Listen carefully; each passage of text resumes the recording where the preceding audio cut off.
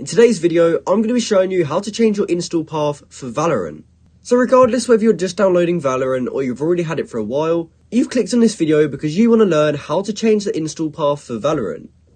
Now if we go into the top right corner and click this profile icon and go down to settings, we can see that the install path is already set for Valorant.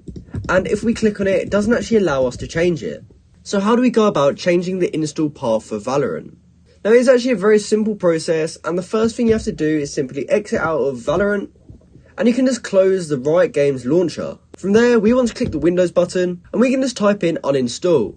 From there, we'll see this option that says add or remove programs. We then want to look for this option, which is Valorant, and we can simply click on it, and then choose to uninstall. We can then click uninstall again, and once you have uninstalled it, we can now reinstall it, and we're going to reinstall it with a different install path. So you want to head over to Riot Games website and then go to the Valorant section. Then we can choose to play for free, and then we just want to re-download it by clicking this download button.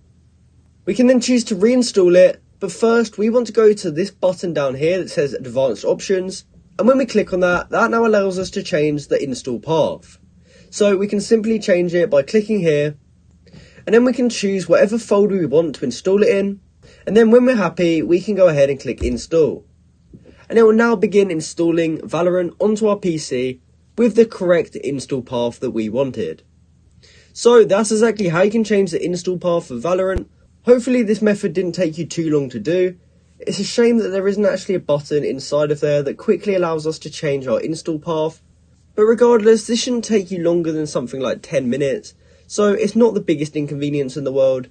But it would be nice if there was an easier way of doing it. So that's exactly how you can change the install path for Valorant. I hope you found this video helpful, and if you did, please go ahead and comment down below to say this video helped you out, and also like and subscribe to see some more content like this. Thanks for watching.